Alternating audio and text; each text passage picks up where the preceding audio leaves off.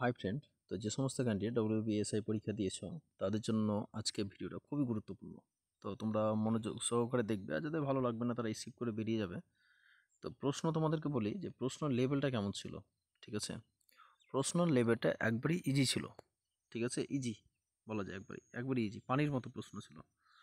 তো এই প্রশ্ন দেখে সবাই কিন্তু হতভম্ব হয়ে গেছে যে প্রশ্ন লেভেলটা কিন্তু খুবই অ্যাকচুয়ালি নর্মাল গেছে। যে প্রশ্ন লেভেলটা কেমন যেতে পারে, বা সেই হিসাবে আমরা দেখেছি যে প্রশ্ন খুবই সোজা এসেছে। কিন্তু এই সোজার মাধ্যমে দেখা যাচ্ছে যে অনেক ক্যান্ডিডেট কিন্তু সেই প্রশ্ন ভুল করে ফেলেছে। ঠিক আছে, ভুল কোনগুলো বলি, যেমন এখানে একটা প্রশ্ন আছে যে নিচের প্রদত্ত উত্তরগুলির মধ্যে নিম্নলিখিত কোন শব্দটি অর্থ পণ্যক্রম। ঠিক আছে, এখানে সি এবং ডি, যেটা বুঝতে পারছি এখন ডি আনসার হবে, কেউ সি করেছে, সিতেই তার ঠিক আছে। কিন্তু এখানে ফ্রেজ এবং ওয়ার্ড আর সেন্টেন্স, এই তিনটার মধ্যে কিন্তু গন্ডগোল হয়ে আছে। যে প্রথমত সেন্টেন্স, তারপর ওয়ার্ড, তারপর ফ্রেজ, তারপর সেন্টেন্স, এগুলো কিন্তু উল্টাপাল্টা হয়ে আছে।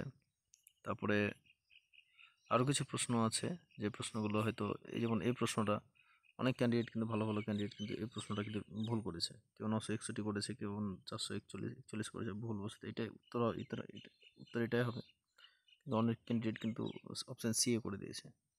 যেমন এখানে প্রশ্ন আছে আর একটা 41। হ্যাঁ, এরকম অনেক প্রশ্ন ডাউট আছে। প্রশ্নগুলো সোজা, কিন্তু অপশানগুলো এমনভাবে দিয়েছে যেমন 0.7, 0.79, 0.76, এভাবে প্রশ্নের উত্তরগুলো। তাহলে এই প্রশ্নের অ্যান্সার করা কিন্তু খুব ডিফিকাল্ট। তো আমি বুঝাতে পেরেছি তোমাদেরকে প্রশ্ন কেমন লেভেলে আছে বা কেমন হয়েছে। তুমি অবশ্যই আমার কথাটা বুঝতে পেরেছো যে প্রশ্ন সোজা, কিন্তু অপশানগুলো একটু গা ঘেঁষা মতো। হ্যাঁ, তো সব দিক বিবেচনা করে দেখা যাচ্ছে যে কিছু কিছু ক্যান্ডিডেট বলছে যে কাট আপ এত যাবে, কাট আপ এত যাবে, কেউ বলছে 140 যাবে, কেউ বলছে 150 যাবে। তো আমি একটা কাট আপ, আমি যেহেতু পরীক্ষার্থী, আমি একটা কাট আপ তোমাদেরকে বলবো। তো দেখবে এর কাট আপের বাইরে কিন্তু যাবে না, যদি ভ্যাকেন্সিটা একটু বেশি আছে। সব দিক দিয়ে বিবেচনা করে দেখা যাচ্ছে তোমার ভ্যাকেন্সির দিক দিয়ে, তারপরে গত সালের তোমার প্রশ্নের কোয়ালিটি, তারপরে কাট অফ দিয়ে, সব দিক দিয়ে বিবেচনা করে দেখা যাচ্ছে যে ইউআর যারা ক্যান্ডিডেট আছো, ঠিক আছে, ইউআর যারা ক্যান্ডিডেট আছো তারা 125 পাও, ঠিক আছে, তারা কিন্তু তোমার মাঠে কিন্তু ডাক পাবে। কে কী বলছে জানি না, আমি যেটা বললাম 125 যারা পাবে তারা কিন্তু মাঠে ডাক পাবে।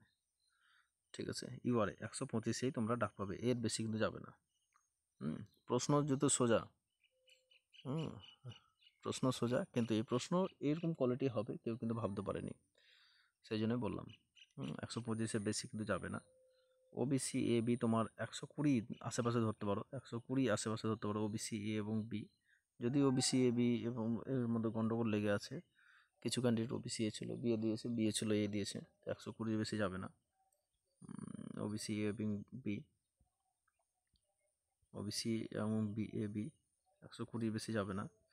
আর এসসি তোমাদের মোটামুটি 150-এর মতো, 115 মতো ধরে রাখতে পারো, 115 কিংবা 110-এর মতো, এর মধ্যেই ঘোরাফেরা করবে। 115 অথবা 110-এর মধ্যে ঘোরাফেরা করবে। তো হয়তো এই 100 যারা 25 পাবে তারা কিন্তু মাঠে কিন্তু অবশ্যই সবাই কিন্তু ডাক পাবে। প্রশ্ন যদিও সোজা, তবুও কিন্তু প্রশ্ন একটা স্ট্যান্ডার্ড লেভেলের আছে, এই উত্তরগুলো, অপশানগুলো স্ট্যান্ডার্ড লেভেলের। সেহেতু আমরা এখান থেকে বুঝতে পারি যে প্রশ্ন সোজা থাকলে কিছু হবে না, উত্তর কোয়ালিটিগুলো কিন্তু একটু দেখতে হবে। আর দেখো তোমাদের নাম্বার মিলিয়ে যতবার মিলাবে তত 3 করে নাম্বার কমতে থাকবে। তো আমার মনে হয় যে এর বেশি কাট অফ যাবে না।